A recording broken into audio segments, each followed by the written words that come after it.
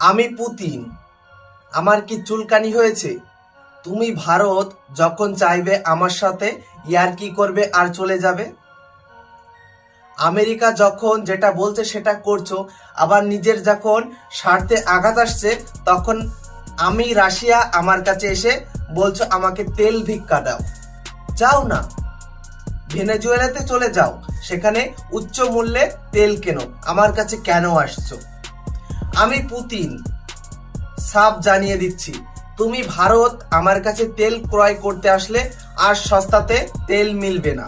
তেল কিনতে হলে উচ্চ এবং চড়া দামে আমার কাছ থেকে তেল কিনতে হবে। চুলকুনি বাদ দাও, এবার চড়া দামে তেল কেন। এটা হচ্ছে ভারতের পররাষ্ট্র নীতি, যে কিনা স্বনির্ভর ভারত তৈরি করেছে এই বিজেপি সরকার।